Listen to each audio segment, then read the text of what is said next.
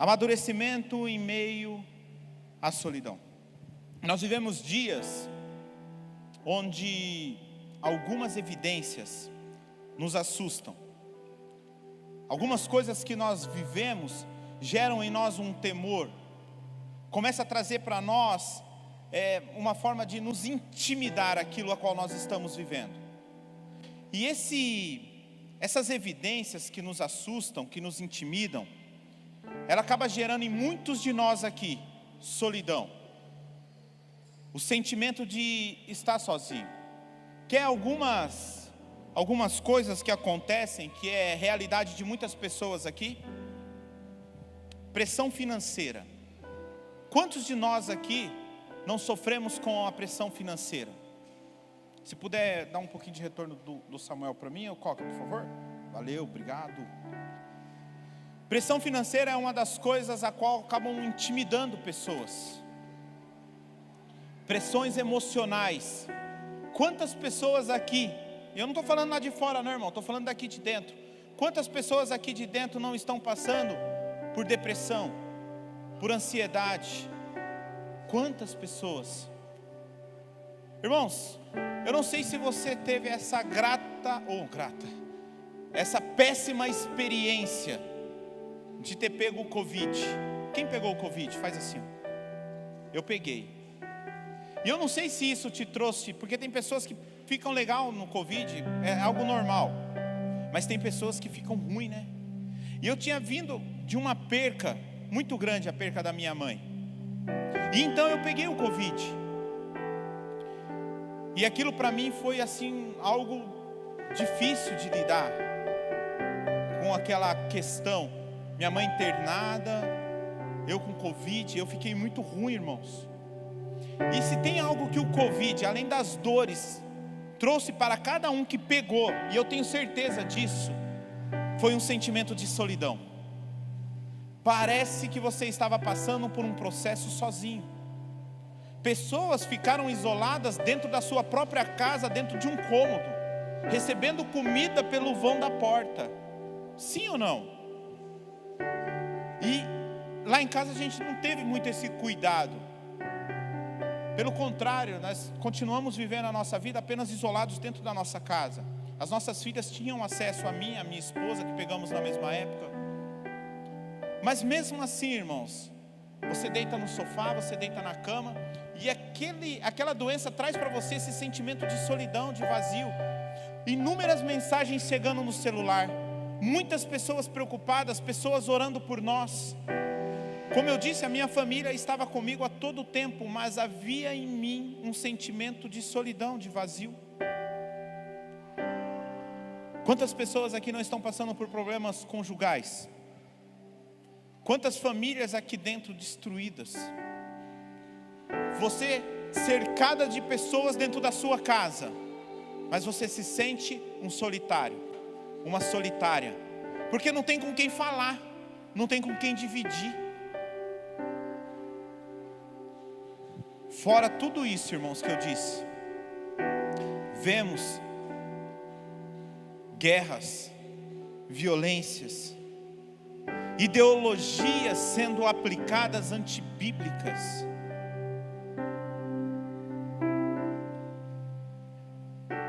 Irmãos, eu vejo crente querendo distorcer a palavra de Deus para defender ideologias do inferno, ideologias projetadas pelo próprio Satanás, e pessoas querendo distorcer a palavra para apresentar isso como algo bonito, como algo que vem da parte de Deus.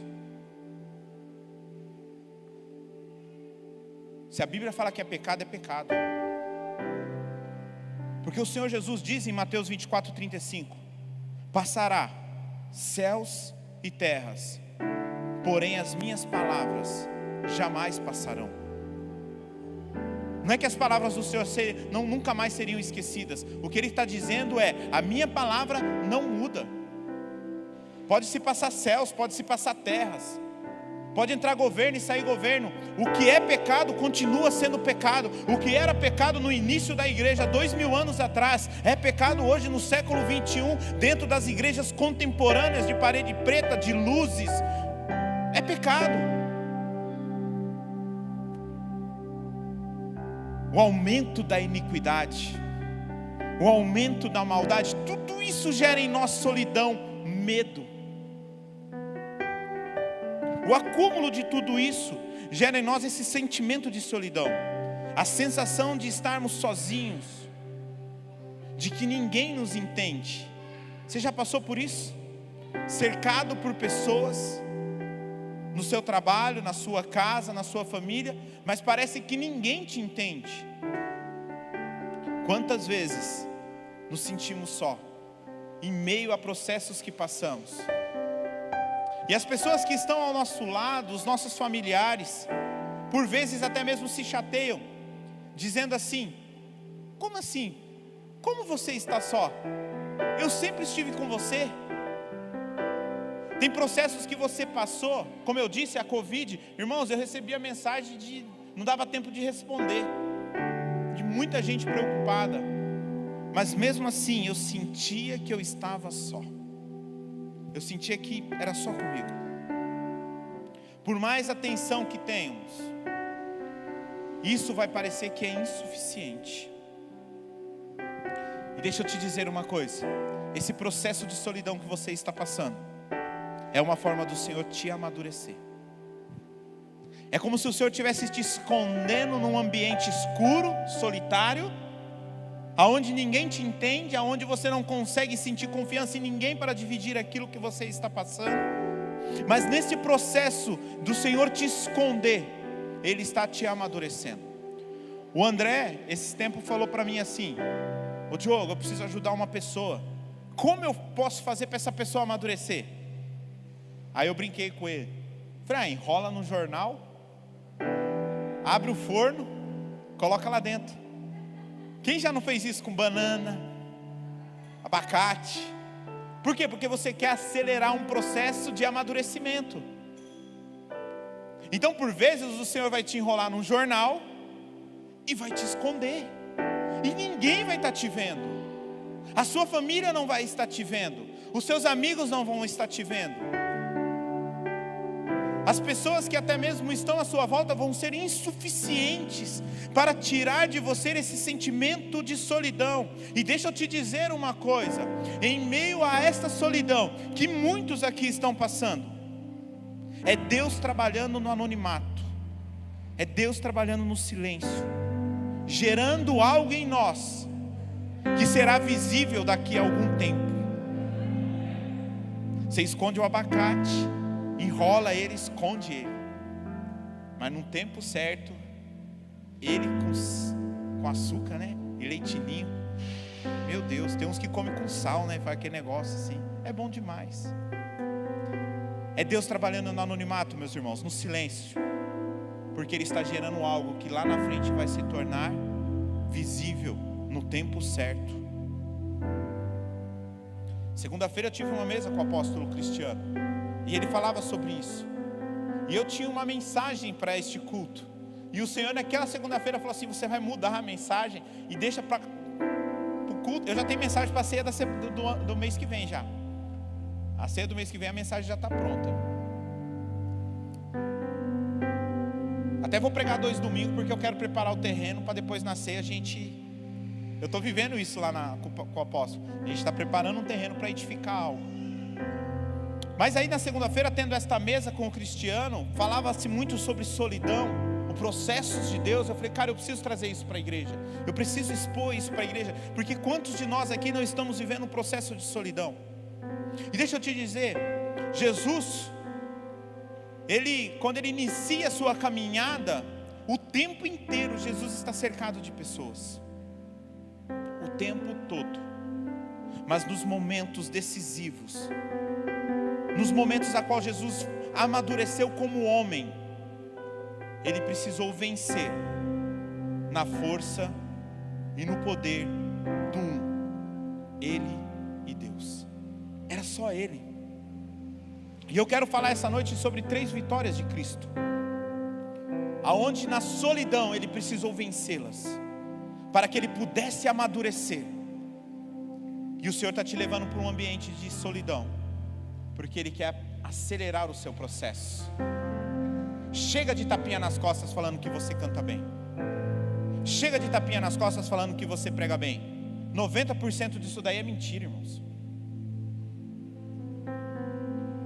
Pessoas que têm a necessidade de likes, né? E o Senhor está te escondendo. Mas eu não prego mais, eu não canto mais. Eu cheguei no Filhos do Rei, nunca me deram uma oportunidade. Você está num processo de amadurecimento. Primeira luta de Jesus sozinho.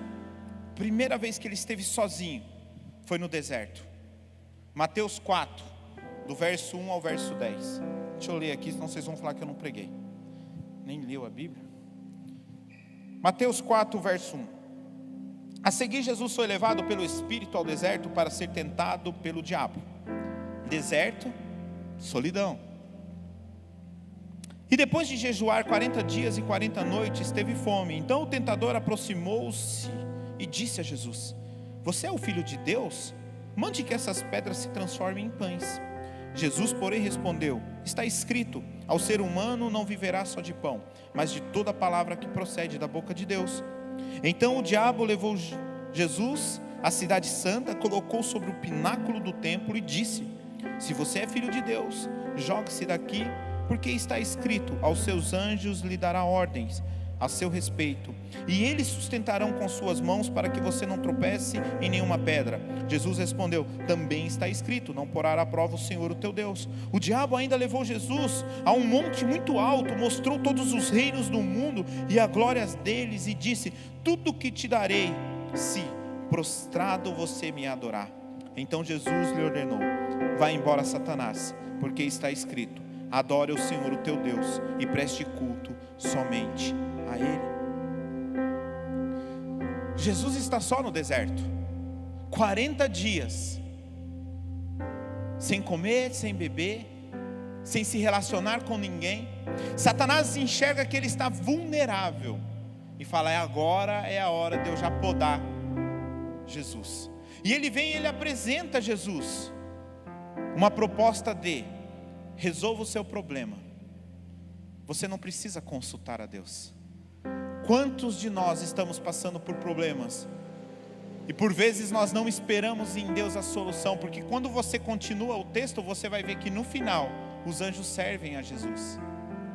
Jesus come no final, mas no tempo de Deus. Às vezes você pode acelerar o seu processo. Permita-me pegar o pessoal do louvor. Às vezes você é um músico e você está aqui dentro e você nunca subiu aqui no altar para tocar. E talvez você receba o convite para estar em outro lugar. É pecado ir para outro lugar? Tocar em outro lugar? Estar em outra igreja? Não, não é pecado. Mas se você está num lugar onde você não foi direcionado por Deus, você vai se ferir, porque não houve amadurecimento da sua parte para estar neste local. Então Deus está te escondendo, porque Ele está te amadurecendo. São diferentes processos, irmãos, de um para o outro. Veja, Satanás fala para ele: resolve o seu problema, você não está com fome? Transforma a pedra em pão. É pecado comer pão? Não, não é pecado, nunca foi. Porque se fosse, né, Davi? Misericórdia. Mas Jesus, Ele usa o texto de Deuteronômio 8:3, dizendo que nem só de pão viverá o homem, mas de toda palavra que procede da boca de Deus. O meu relacionamento com Deus não está pautado as minhas, podemos dizer assim, a minha parte física, o meu bem-estar físico. O meu relacionamento com Deus não está pautado apenas no meu bem-estar e eu me sentir bem. O meu relacionamento está pautado em ouvir a voz de Deus, mesmo que isso me custe mais um dia sem pão, mais um dia sem água, porque eu estou ouvindo a voz do Senhor. Satanás chama a atenção, ou melhor, Satanás leva Jesus até o alto do pináculo e fala: lança-te daqui. Sabe o que Satanás está falando para Jesus? Chame a atenção de Deus. Você não é filho dele? Você já viveu aí numa família humilde, escondido, fugindo para o Egito, voltando de lá para cá, uma vida pobre, humilde, um pai carpinteiro? Chame a atenção de Deus agora. Afinal, você não é filho dele? E Jesus diz, usando o texto de Deuteronômio 6,16, de não colocar à prova o Senhor, o teu Deus. Aí então Satanás fala assim, cara, eu vou te oferecer aquilo que para 99% dos seres humanos é infalível quando eu ofereço: poder, reconhecimento. Quantas pessoas se movimentando, buscando poder ou serem reconhecidas? Ah, mas ali eu não tenho oportunidade. Ah, mas ali não é bem assim. E as pessoas se movimentam, ainda culpam Deus, né? Não, estou ouvindo a voz de Deus, aí não dá certo. Fala, não, Deus tinha falado, como é que não deu certo? E a gente quer pressionar a Deus, colocá-lo contra a parede. Satanás faz a proposta para ele: me adore que você vai ter todos os reinos dessa terra. E Jesus usa o texto de Deuteronômio 6,13: temam o Senhor o seu Deus, e somente a Ele preste culto, somente Ele adore. Essa foi a primeira vitória de Jesus, estando sozinho. Ele venceu Satanás. Quando você está só, quantas vezes o inimigo vem te tentar? Abre esse vídeo, vai ser a última vez. Vai para o banheiro, vai ser a última vez. Liga, vai ser a última vez. Manda mensagem, vai ser a última vez. E por não termos a palavra em nossos corações, nós cedemos às tentações de Satanás. Então eu te pergunto, se você ainda não venceu Satanás no secreto, você não pode sair do secreto. São processos. Segundo momento da vida de Jesus que Jesus vence, ele vence o próprio eu, lá no Getsemane, no texto de Marcos 14, verso 32. Então Jesus, a um lugar chamado Getsemane, e ali Jesus estava com os seus discípulos. Sente-se aqui enquanto eu vou orar. E se levantou consigo Pedro, Tiago e João, e começou a sentir-se tomado de pavor e de angústia. E lhes disse: a minha alma está profundamente triste, até a morte. Fiquem e vigiem comigo. E adiantando-se um pouco, prostrou-se sobre terra e orava, para que possível lhe fosse poupado aquela hora. E dizia: Abba, Pai, tudo é possível, passa-te de mim este cálice, porém não seja o que eu quero, e sim o que tu queres. E voltando, achou-os dormindo e disse-lhe: Simão, você está dormindo? Não conseguiu vigiar em nenhuma hora. Vigiem e orem, para que não caiam em tentação. O espírito, na verdade, está pronto, mas a carne é fraca. Retirando-se de novo, orou, repetindo as mesmas palavras. E voltando, achou-os outra vez dormindo, porque os olhos deles estavam pesados e não sabiam o que lhe responder. E quando voltou pela terceira vez, Jesus lhes disse: vocês ainda estão dormindo e descansando? Basta, chegou a hora, o Filho do Homem está sendo entregue nas mãos dos pecadores. Jesus está no Getsemane. E Jesus, ele fala algo para Deus. Fala: Senhor, se possível, faça esse cálice de mim. Se possível, faça a minha vontade. Mas se não, que eu possa viver a tua vontade, o teu querer. Aqui no Getsemane, Jesus, em meio à solidão, aonde ele tinha ali os seus principais amigos, Pedro, Tiago e João. Neste momento, Jesus, ele está só. E ele precisa vencer o seu eu, a sua vontade, o seu desejo. É interessante que Lucas, ele traz um detalhe sobre este momento de Jesus. Lucas 22, 44. E estando em agonia, orava mais intensamente. Olha, Jesus agoniado, em agonia. E aconteceu que o suor dele se tornou como gotas de sangue caindo sobre a terra. Os cientistas chamam essa doença de hematidrose, que é o rompimento das veias capilares. Com esse rompimento das veias capilares, o sangue se mistura ao suor, e a pessoa literalmente, ela soa sangue, devido a um grau de estresse elevado. O emocional de Jesus estava no pico, irmãos. Jesus se sentia só, Jesus se sentia abandonado. Ele sabia que os discípulos iriam fugir, ele sabia que Judas ia traí-lo, ele sabia que Pedro ia negá-lo, e Jesus estava só neste momento. Tamanha é sua angústia que ele começa a suar sangue. Mas neste momento, ele não olha para ele, ele não olha para o bem-estar dele, ele olha para um plano maior, que é o plano da salvação. Jesus se sente abandonado, como eu disse, por aqueles que eram os mais próximos dele. Sabe os brother, os irmãos mesmo, aquele cara que não te larga por nada? Neste momento os caras não conseguiram vigiar com Jesus. Esses caras tiveram experiências incríveis. Marcos 5,37, apenas Pedro, Tiago e João participaram do momento em que Jesus ressuscita a filha de Jairo. Em Marcos 9,2 conta que Pedro, Tiago e João esteve na transfiguração de Jesus Cristo, mas mesmo assim eles não conseguiram ficar com Cristo. Então veja, Jesus sozinho ele tem que vencer o Satanás, o diabo.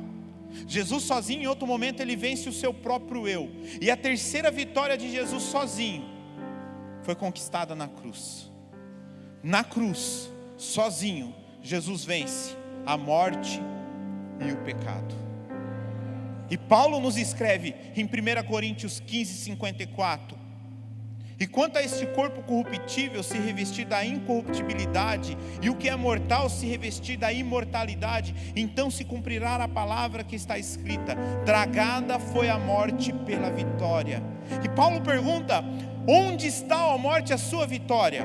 Onde está, ó morte, o seu aguilhão? O aguilhão da morte do pecado, e a força do pecado é a lei. Graças a Deus que nos dá a vitória por meio do nosso Senhor Jesus Cristo. Na cruz, Jesus experimenta a sua maior solidão, irmãos.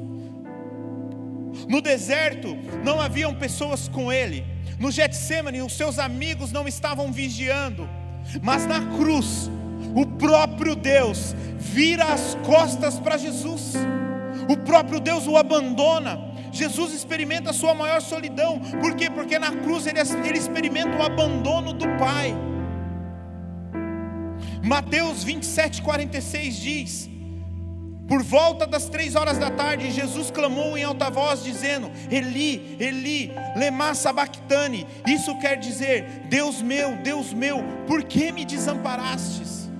A natureza adâmica, ali é Adão gritando, irmãos. Jesus leva sobre si os nossos pecados. Muitas pessoas podem olhar e dizer assim: a cruz para Cristo foi fácil, ele era Deus. Não, irmão, ali na cruz ele era 100% homem, carregando os nossos pecados. Você consegue imaginar? Sabe aquele sentimento que você tem quando você peca? Que você se sente um lixo? Que você se sente sujo? Agora imagina Jesus sentindo isso tudo, irmão, de todos nós. Era esse sentimento que Jesus tinha.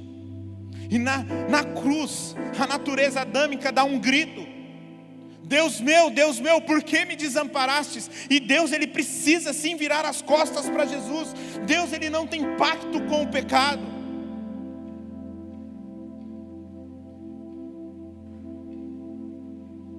Doía o coração de Deus, como o Anderson falou aqui, entregando o seu filho, o seu único filho.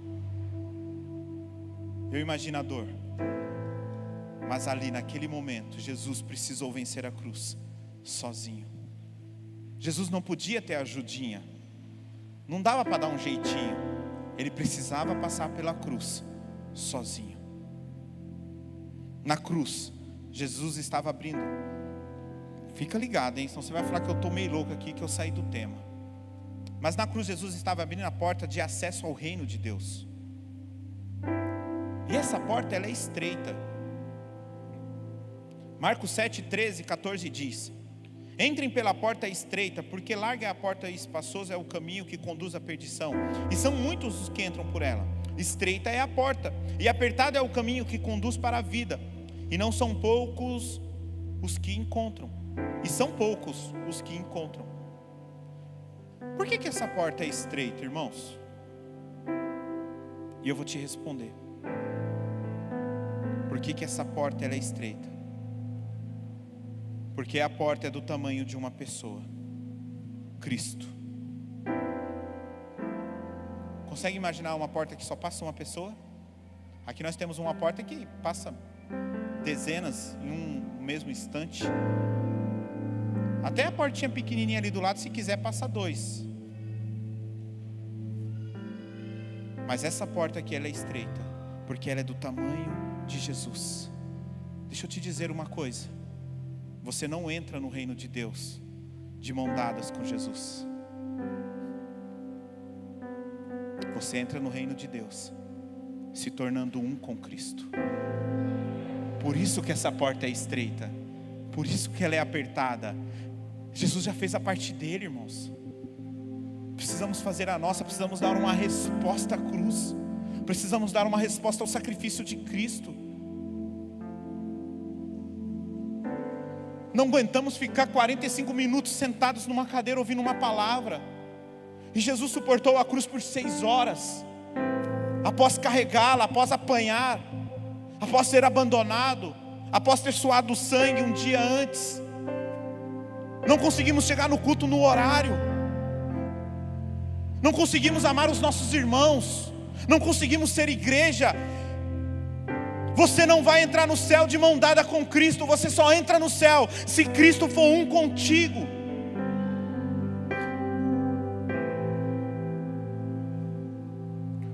O reino é uma realidade espiritual que só pode ser acessada pelo poder do um.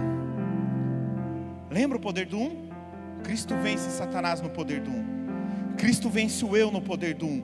Cristo vence a cruz, a morte, o pecado no poder do um. E você só pode entrar ou viver essa realidade acessando pelo poder do um. Mas que poder do um é esse, Diogo? João nos fala, João 17, 22, 23. Aqui vai estar uma versão que é a que eu uso aí na A. Eu vou trazer uma versão que nem em português ela tem. Ela é uma versão em espanhol, que mais se aproxima do original. E você vai ver a diferença do que vai estar escrito ali. Ok? Então preste atenção. É a versão Peshita, é uma versão espanhola, muito próxima do original, que diz assim: eu lhes tenho transferido a glória que tens dado, para que sejam um, como nós o somos, eu neles e tu em mim, a fim de que sejamos plenos. Aqui que muda, irmãos. Não sei onde que está ali. Ali está ali, ó, aperfeiçoados na unidade. Nessa versão diz assim, presta atenção: eu neles e tu em mim, a fim de que sejamos plenos no um, para que o mundo conheça que tu me enviastes e os amastes, como também amastes a mim. Temos que ser plenos. Sabe o que é pleno? Pleno é por completo, todo. Você não pode ser um com Cristo somente com a sua voz. Você não pode ser um com Cristo somente ao adorar. Você precisa ser um com Cristo com a sua vida, com o seu coração, com a sua mente. E uma mente caída, adâmica, não tem como ser um com Cristo. Um coração que não perdoa, que não ama, não tem como ser um com Cristo. Irmão, perdoar não é fácil. Perdoar dói. Perdoar nos custa. Há tempos eu passei uma experiência muito forte sobre perdão, aonde você precisava amar, e eu amei de tal forma que eu senti a presença de Deus. É difícil.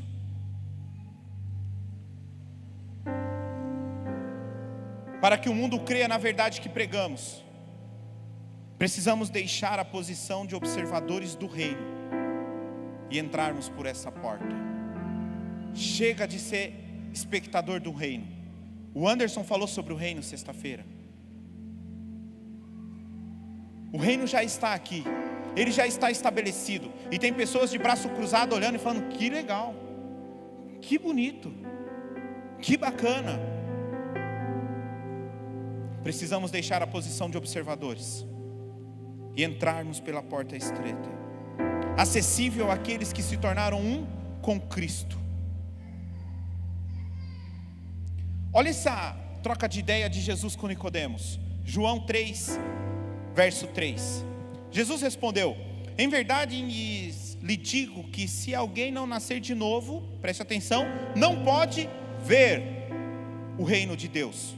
Aí Nicodemos pergunta: como pode um homem nascer sendo velho? Será que pode voltar ao ventre materno e nascer pela segunda vez? Aí Jesus responde: em verdade te digo, quem não nascer da água e do Espírito não pode entrar no reino de Deus. Veja que Jesus apresenta aqui duas situações distintas. Ele fala sobre ver o reino de Deus e ele fala sobre entrar ao reino de Deus. A palavra ver no original é eido, que ele quer dizer o quê? Observar, saber a respeito, perceber com os olhos. Irmãos, tem gente observando o reino de Deus, tem gente querendo saber a respeito do reino de Deus, tem gente observando com os olhos o reino de Deus. Mas Jesus faz uma outra proposta. Ver e entrar são estágios diferentes. Jesus apresenta um estágio mais profundo aqui para Nicodemos. Se a cabeça de Nicodemos já estava em parafuso, como que pode nascer de novo? E Jesus falando em ver. Aí Jesus fala: meu irmão, então vamos elevar esse nível. Você precisa entrar, cara. Você precisa entrar, não só ver. Você não pode ser um telespectador daquilo que está acontecendo. Irmão, telespectador nós somos do Faustão. Nós somos, nossa, eu vou errar, toda vez eu ia falar Gugu de novo. Desses programas que tem na televisão aí, isso aí a gente é telespectador. Mas do reino de Deus nós precisamos entrar. Entrar no original é uma palavra bem difícil. Eishir komai, tanto faz no original. O importante é o significado. Sabe o que é entrar? Vir para dentro, tomar posse. Irmãos, esse tomar posse aqui é o mesmo tomar posse quando Satanás toma posse de uma pessoa. Sabe quando você fala assim: esse cara está possuído pelo Satanás? Que Satanás tomou conta da mente, do coração, de tudo. O cara está sendo movido por Satanás. É esse tomar posse, é a mesma coisa, é a mesma palavra, é com a mesma profundidade. É que por vezes nós falamos assim: o cara está possuído por Satanás. Parece ser muito mais espiritual do que dizer assim: o cara está possuído por Jesus, o cara está possuído pelo reino de Deus. Enfatizamos muito as coisas ruins, mas é a mesma palavra usada nas duas situações. Vir para dentro, aparecer, vir à existência, começar a ser. Irmão, você não pode ficar olhando o reino de Deus. Você não pode vir no culto aqui e no sábado tá bebendo. Você não pode vir no culto aqui e tá fornicando. Você só tá vendo o reino de Deus. Isso vai passar. Você precisa vivê-lo. Você precisa experimentá-lo, você precisa entrar. O Anderson falou aqui de uma forma muito sábia sexta-feira: o reino já está instalado. Por que não entramos? Por que não participamos? Somos co-participadores. Adoramos ver coaches de YouTube. Pessoas aqui são pastoreadas por pastores que nem te conhecem, nem sabem o B.O. que você é. E você só fica vendo, Perde 2, 3 horas lá assistindo um pastor. Irmão, não tem problema nenhum, eu assisto pastor de outros lugares também. Mas o meu compromisso é com vocês. O meu compromisso é com essa igreja. Tem gente que paga curso de outro pastor, mas não tem coragem de vir na quarta-feira fazer teologia na igreja. Precisamos elevar o nosso nível, irmãos. Entrar, vir para dentro, tomar posse, resistência, começar a ser. E como entramos no reino de Deus? Olha Lucas falando através das palavras de Paulo, em Atos 14, 22.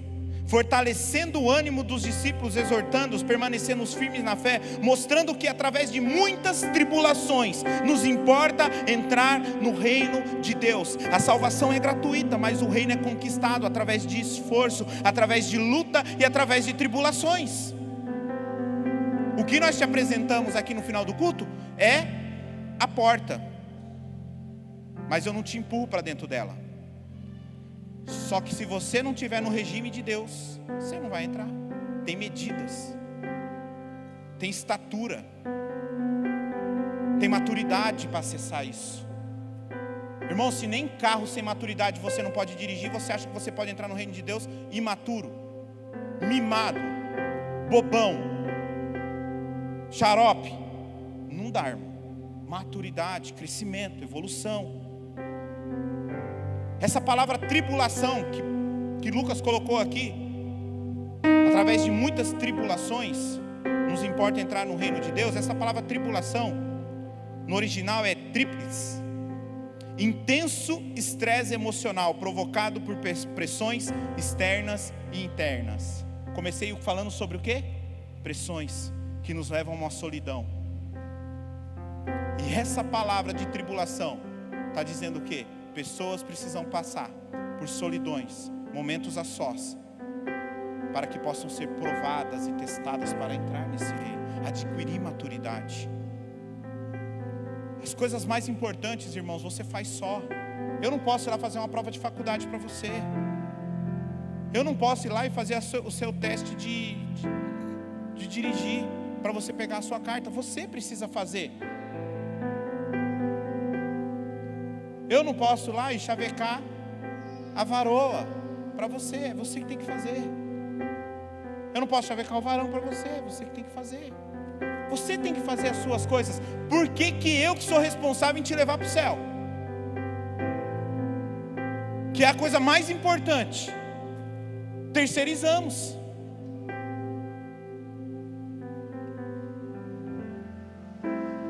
Eu quero te encorajar nesse dia com essa palavra. Quero que você mude a sua visão em relação às dores, aflições que você tem passado. Deus está te formando no secreto. Você faz parte da estratégia de Deus para esse tempo. Escreva isso que eu estou te dizendo. Você faz parte da estratégia de Deus para este tempo. Somos parte da estratégia de Deus, da resposta de Deus às incertezas, às aflições, às crises de identidade que há no mundo que há de vir. O mundo que está lá fora, somos nós a resposta para esse mundo. Somos nós a resposta para este mundo. Sou eu, é você, com os seus BO, com as suas crises, com a sua baixa estima aí, com a sua solidão, com os seus medos, com os seus traumas. É eu e você, irmãos. Mas deixa Deus te forjar no secreto. Deixa Deus te forjar nessa sua solidão. Encontre Deus neste momento. Há um momento que tudo vai dar errado. João 16:33. Falei essas coisas para que em mim vocês tenham paz. No mundo vocês passarão por aflições, mas tenham coragem, eu venci o mundo. Como eu disse, há momentos que tudo vai dar errado para vocês. Só que não acaba aqui. Se o pessoal do louvor quiser vir. Tem uma palavra nesse texto que nós lemos que faz toda a diferença. Olha o que João está dizendo. No mundo vocês passarão por aflições, mas tenham coragem, eu venci o mundo. Essa palavra mas significa ala. Todavia, contudo, uma exceção que introduz a uma transição ao assunto principal. Qual é o assunto principal deste versículo? A tribulação?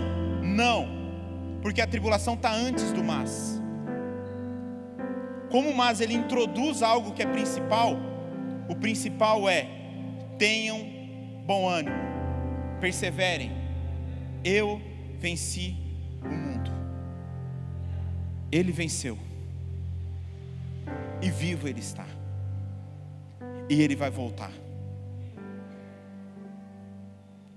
Aproveite esse processo de solidão que você está passando, essas dores, para encontrar Deus no meio delas. Eu tenho certeza que o Senhor de uma forma maravilhosa vai se revelar a você. Amém? Fique de pé para parecer que está acabando.